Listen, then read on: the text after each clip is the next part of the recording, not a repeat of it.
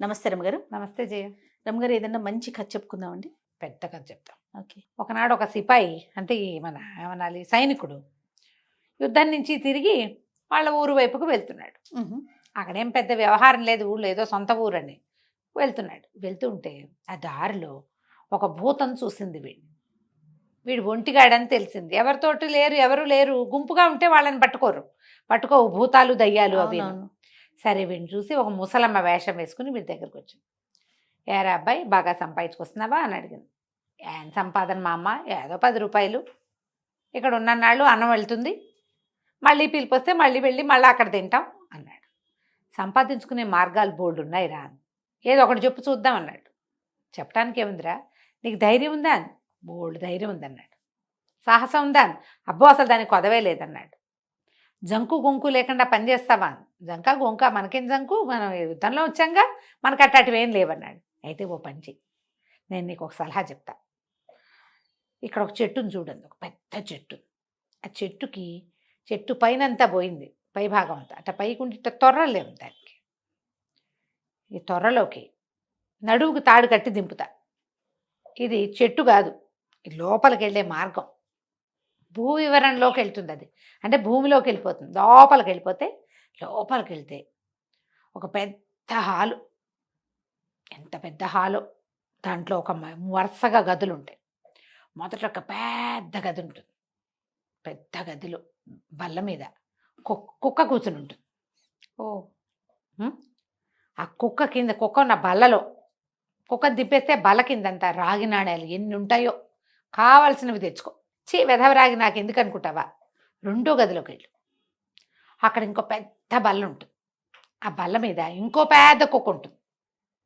ఆ కుక్కను లైన్లో పెట్టి తీసుకుంటే దాని కింద అన్ని వెండి నాణ్యాలే. గుప్పెళ్ళు పట్టినని తెచ్చుకో, బట్టలు పట్టినని తెచ్చుకో, ఎన్ని మోయగలితే అని తెచ్చుకో. చిచ్చి దిక్కుమాలిన వెండి నాకెందుకు అనుకుంటావా, అది కూడా బారేసి.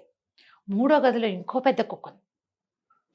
అది కూర్చున్న బల్ల కింద బంగారపు నాణ్యాలు ఉన్నాయి. అంటే కుక్కలు ఊరుకుంటాయిటమ్మా, ముసలమ్మ నువ్వు బలేదానివి అన్నాడు. దానికే ఉందిరా, ఇదిగో నీలం రంగు తివాసి తీసుకెళ్ళు. నువ్వు లోపలికి వెళ్ళాక కుక్క నీకేసి చూస్తుంది, భయంకరంగా చూస్తుంది. తివాసి పరిచేసి కుక్కనెత్తి దీని మీద కూర్చోబెట్టు. అది నేనేం చేయదు, ఏం తీసుకున్నా అది నిన్నేమందు. తివాసికి కుక్కకి లింక్. అయితే సరేనన్నాక తాడు కడతానని నడువుకు తాడు కట్టింది, దింపబోయింది అందులోకి. వాడు అందులోకి ఎక్కి ఆ పైకి ఎక్కి దిగబోయాక అన్నాడు, అది కాదు మా అమ్మ, దారిపోయే దానయ్యను నేను, ఊళ్ళోకి పోయే పెద్దమ్మవి నువ్వు, నాకు ఇంత డబ్బు కట్టపెట్టడానికి నీకు ఎందుకు అనిపించిందో చెప్పు. నీకెంత వాటా కావాలి అందులో? నేనేం తెస్తే అందులో నువ్వు వాటా అడిగితే అవన్నీ కుదరవు, ముందే చెప్పాలి. నువ్వు ఎంత వాటా అనేది చెప్తే దాని ప్రకారం తీసుకొస్తా. తర్వాత వాటాలు పేచి పెట్టి ఆ డబ్బులు లాగేసుకుని వాళ్ళ చుట్టుపక్కల వాళ్ళకి పట్టించి వ్యవహారాలు మనతో కుదరవు. నేను అసలే సిపాయిని, మన దగ్గర కత్తిడాలు కూడా బాణాలు కూడా ఉన్నాయి అన్నాడు. ముసలమ్మది, డబ్బులు నాకెందుకురా ముసిలిదాన్ని, ఇది వరకు మా అవ్వ అంటే ఈవిడికి ముత్తాబట. ఈ గోతులోకి దిగి అలా అవన్నీ చూసి మా ఇంట్లో ఉండే చెకుముకు రాయిని అక్కడ వదిలిపెట్టి వచ్చింది. చెకుముకు రాయి అంటే ఏమిటి, నిప్పు వెలిగించుకునే రాయి.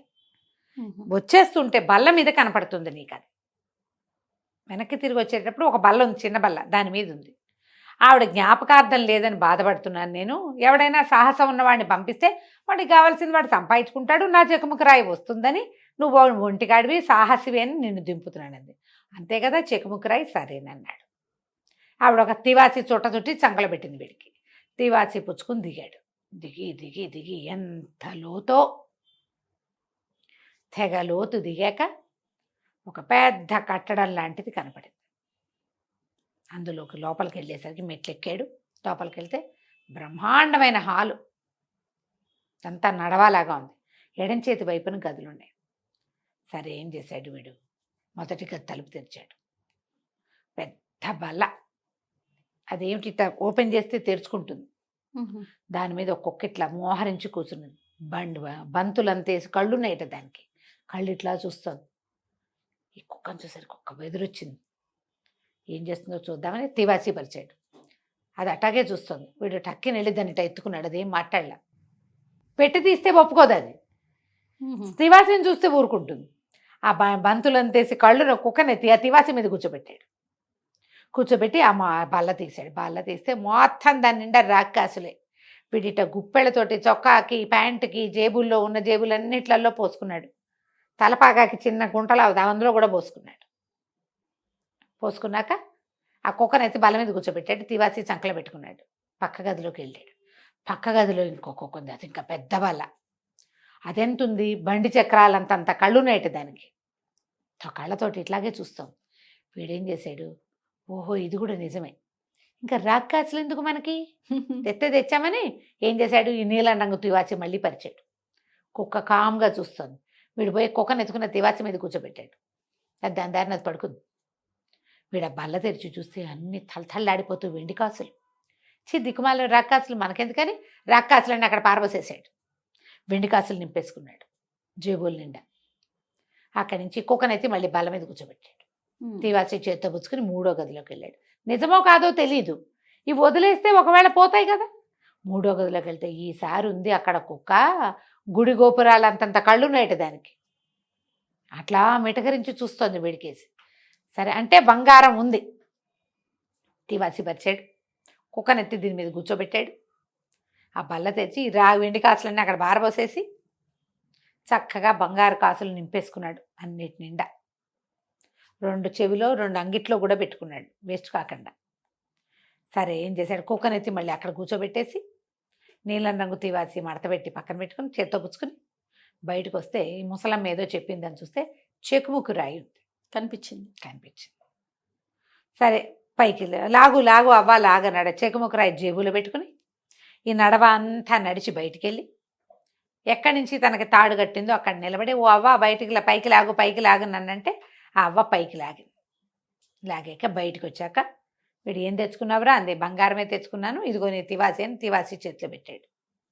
ఆ చెకుముకు రాయిని అటు ఇటు తిప్పాక అన్నాడు, అలాంటి అత్యద్భుతమైన ప్రదేశంలోకి మీ అవ్వ ముసలిది వెళ్ళటం ఏమిటి, అది అక్కడ వదిలేసి రావటం ఏమిటి, నువ్వేమో జ్ఞాపకార్థం ఉంచుకుంటానని చెప్పటం ఏమిటి, ఇందులో ఏదో మతలబు ఉంది, అదేమిటో చెప్పన్నాడు.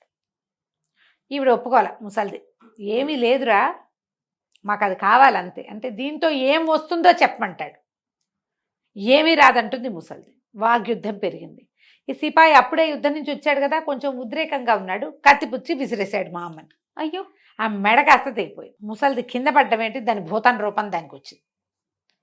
ఓహో ఇదేదో భూతం నన్ను ఏదో మాయ చేద్దామనుకుంది, ఈ డబ్బంతా కొట్టేయడానికి ఎత్తేసిందేమో, ఈ చెకుముకు రాయి నేను ఎందుకు ఇస్తాను, నా దగ్గరే ఉంచుకుంటాను అని చెప్పి దాన్ని జేబులో వేసుకుని ఈ బంగారం గుప్పెళ్ళు తెచ్చుకున్నాడుగా, ఆ గుప్పెళ్ళతోటి వెళ్ళిపోయాడు. వెళ్ళి ఈ అడవంతా దాటాక ఒక మంచి ఊరు వచ్చింది, పెద్ద పట్టణం.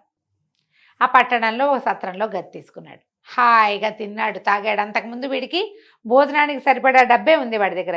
ఇప్పుడు బంగారం ఉండేసరికల్లా కొత్తగా డబ్బులు వస్తే ఎలా ఉంటుంది, ఆగలేకపోతారు. ఇక మళ్ళీ రాదు. ఎందుకంటే ఆ లోపల దించేవాడు తీసేవాడు లేడు. ఆ నీల రంగు తివాసి లేకపోతే కుక్కల్ని హ్యాండిల్ చేయలేం. తివాసి మామతో పాటే వెళ్ళిపోయింది, కాలిపోయింది. అది ఏం చేయలేడు దాన్ని. దాంతో వీడు డబ్బులు యథేచ్ఛగా వాడేసుకున్నాడు. ఎంత యథేచ్ఛగా ఖర్చు పెట్టుకున్నాడో. సరే ఇక అయిపోయినాయి డబ్బులు. రోజులు గడిచే కొందుకి డబ్బులు అయిపోయినాయి. ఒకనాటికి చివరికి ₹1 లేకుండా మిగిలిపోయాడు. ₹1 కూడా లేదు. ఖాళీగా కూర్చున్నాడు. అన్నీ వాడేశాడు, మొత్తం వాడేసి తినేశాడు. ఏముంది అలాగే ఉంటుంది. అయితే ఒకనాటి రాత్రి దీపం ముట్టించేందుకు నూనె కూడా డబ్బులు ఇవ్వడి దగ్గర. ఓరండి. అట్లా ఖాళీగా అయిపోయి సరే ఎవరో దారిపోయే వాళ్ళని ఓ చుట్ట మావయ్య అని అడిగి చుట్ట తీసుకున్నాడు. చుట్ట తాగుదాం అనిపించింది. చుట్ట వెలిగించుకోవడం ఏంటా, దీపం కూడా లేదు. అప్పుడు వాడికి గుర్తొచ్చింది తన సామాన్లలో దాచిపెట్టిన చెకుముకు రాయి. ఆ చెకుముకు రాయి ఏమిటి, ఇట్లా నేల మీద ఇట్లా గీస్తే ఫైర్ వస్తుంది. గీసేసరికల్లా కుక్కొచ్చింది.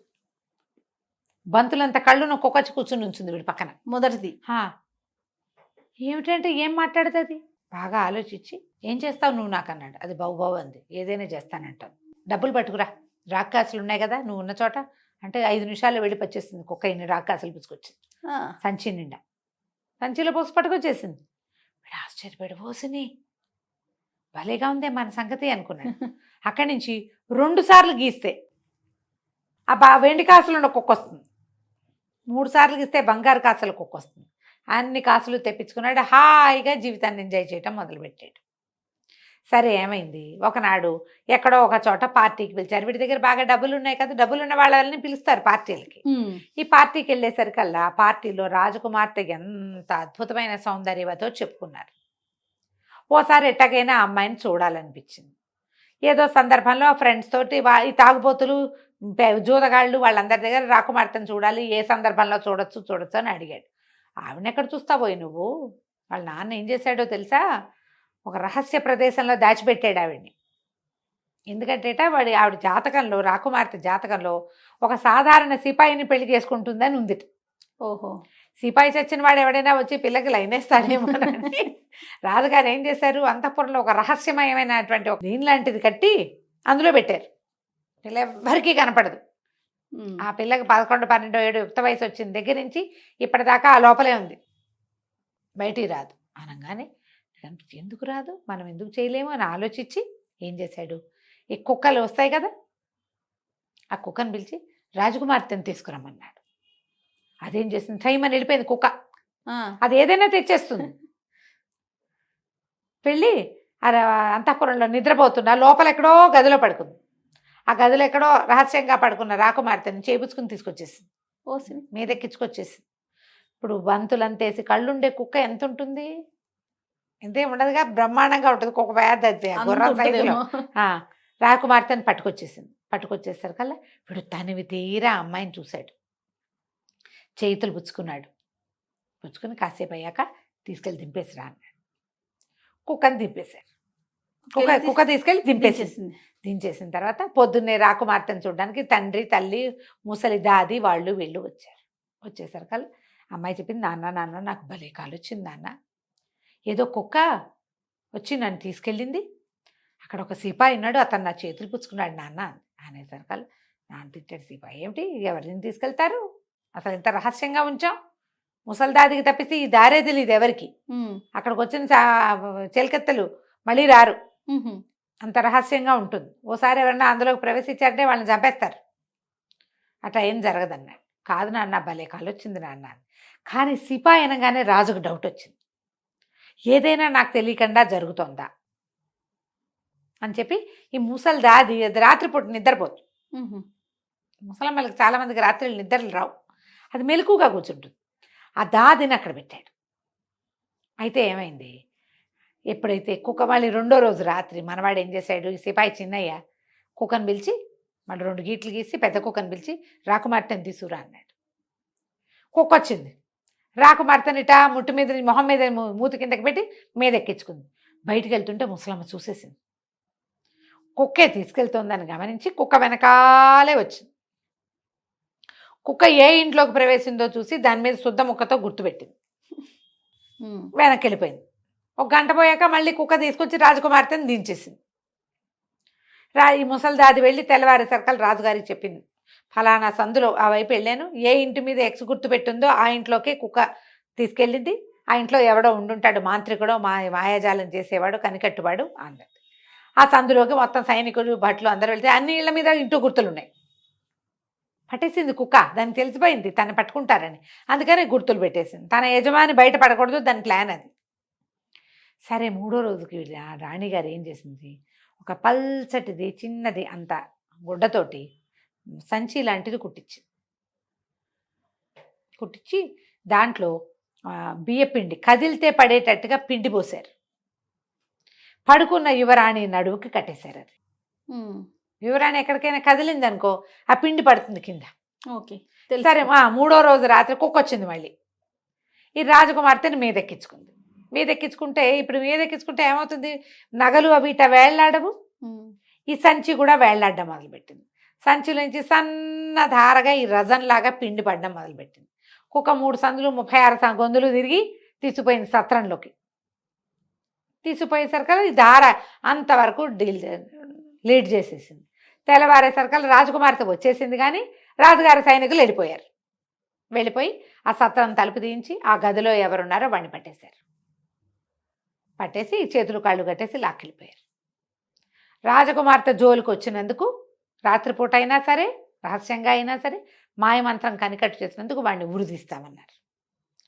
ఎవడో రాజకుమార్తెని గదిలోంచి కదిపెట్ట వాడికి ఉరిట అని ఒకటి, రాజకుమార్తెని చేసుకోవడానికి ప్రయత్నించట అని ఇంకోటి, రాజకుమార్ దగ్గరికి వాడే వెళ్ళేట అని ఇంకోటి, ఇలా 36 రకాల ప్రథలు బయలుదేరి అటగే వస్తాయి కదా. ఇదిగో పులంటే అదిగో తొక్క. అంతే. అక్కడి నుంచి ఏంది వాడిని ఉరిదీస్తున్నారంటే రాజకుమార్తె కోసం సాహసం చేసిన వాడెవడో చూడొద్దు. జనాలంతా తండోపతండాలుగా వచ్చారు. వీడికి ఇది అర్థమైంది ఇప్పుడు మన పరిస్థితి ఏమిటి అని. కానీ ఏం చెయ్యాలి, ఎట్లా చేయాలి? చెక్కుముక్కు రాయేమో గదిలో ఉండిపోయింది. కుక్కొచ్చి చేయడానికి ఏమీ లేదు ఇక్కడ. అవును, బాగా ఆలోచించుకుంటున్నాడు. అయితే ఏమైంది, వాళ్ళు వీళ్ళు అందరూ ఇతను చూడ్డానికి వెళ్ళి వజ్రస్థానానికి వెళ్తున్నారు, వీడిని ఉరిదీసే ప్లేస్కి. ఈ వచ్చిన వాళ్ళల్లో ఒక 8-9 సంవత్సరాల కుర్రాడు ఒకడు వచ్చాడు. అయితే ఏమైంది, వాడు పరిగెత్తే క్రమంలో వాడు పరిగెడుతుంటే చెప్పు జారిపోయి ఈ చెరసాల దగ్గరికి పడింది. ఈ కుర్రాడు ఎక్కడ కూర్చుని ఉన్నాడు, మన సిపాయి చిన్నయ్య కూర్చున్న చోట పడింది. ఆ చిన్నపిల్లాడు చెప్పు కోసం వెనక్కి వచ్చాడు. వీడేం చేశాడు, చటుకొని వాడి చేయి దొరకపుచ్చుకున్నాడు ఆ గటకటాల్లోంచి. ఒరే అబ్బాయి, నేను ఒక అద్భుతమైన పని చెప్తాను, నన్ను ఉరిదీసేది అక్కడే, నేను రాకుండా ఉరిదీయర్రా, నువ్వు పరిగెత్తుకెళ్ళి చేసేదేం లేదు, నువ్వు పని చేయి, ఫలానా సత్రంలో ఫలానా గదిలో సంచిలో చిన్న చెకుముకు రాయండి, అది పట్టుకురారా, తెచ్చిపెట్టు, నీకు రూపాయి ఇస్తాను అన్నాడు. అనేసరికల్లా కుర్రాడు సరేనన్నాడు. రూపాయి ఇస్తే చేదా? అదే. వాడు పోయి ఇక పట్టుకొచ్చేసాడు. పట్టుకొచ్చేస్తే సరే కుర్రాడు ఏం చేశాడు, చెక్కుముక్కు రాయి చేత్తో పుచ్చుకొని కూర్చున్నాడు. లోపలికి తీసుకుపోయారు వజ్రస్థానానికి. తీసుకెళ్ళాక ఒక ఆఖరి కోరిక తీరుస్తా ఉన్నారు.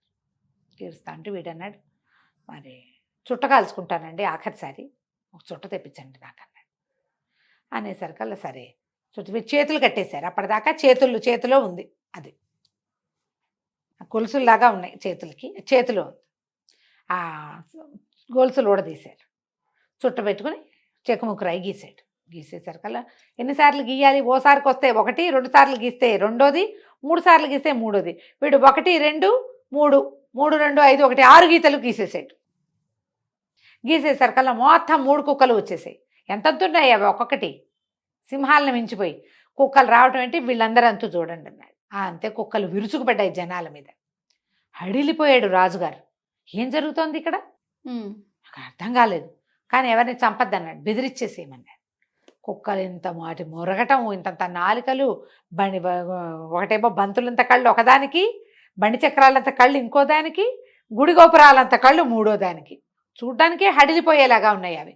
ఇక పిచ్చ భయం వేసేసిన జనాలంతా కకావికలైపోయి సైనికులంతా పారిపోయి ఏం చేసినా వాటిని ఏం చేయలేకపోయారు. రాజుగారు ఆగు ఆగు ఆగు, నీ కుక్కల్ని ఉపసంహరించు, ఏం చేస్తున్నావు నువ్వని కేకలు పెట్టేసరికల్లా అప్పుడు మళ్ళీ వీరేం చేశాడు, వాటిని వెనక్కి పిలిచి వెనక్కి పిలవాలి, వీటిని కంట్రోల్ చేయాలంటే రాజకుమార్తెనిచ్చి పెళ్లి చేస్తేనే చేస్తానన్నాడు. మరి ఆ కుక్కలు ఏం చేస్తారు, వీళ్ళు ఏం చేయలేరు వాటిని. సరే రాజకుమార్తెనిచ్చి పెళ్లి చేస్తానని ఈ జనాలంతా ఉండగానే రాజుగారు ఒప్పుకున్నాడు. అప్పుడు వీటిని వెళ్ళిపోమన్నాడు. 3 మాయమైపోయింది. రాజకుమార్తె నుంచి సిపాయికి పెళ్లి చేశారు. ముందు ప్రాఫెసీ ఏం చెప్పబడింది, సిపాయితో పెళ్ళవుతుంది అంతే. అయితే సిపాయితో పెళ్ళయ్యాక వాడేం చెప్పాడంటే, మీరేం కంగారు పడకండి, నాకు డబ్బుకు కొదవలేదు, నేను అవ్వడానికి సిపాయిని అంతే అని చెప్పి 3 కుక్కల్ని పిలిచి అక్కడున్న వెండి, బంగారం, రాగి మొత్తం తెప్పించేసుకున్నాడు. ఆ డబ్బుతోటి రాజకుమార్తెకి బోళ్ళు ఎదురు కట్నం ఇచ్చాడు. తర్వాత ఆ రాజ్యానికి రాజు వాడే అయ్యాడు. సిపాయి చిన్నయ్య కదా కంచికి, మనం ఇంటికి. నమస్తే రమ్మగారు. నమస్తే జయ. సుమన్ టీవీలో మీ పర్సనల్ అండ్ బిజినెస్ ప్రమోషన్స్ కోసం కింది నెంబర్కి కాంటాక్ట్ చేయండి.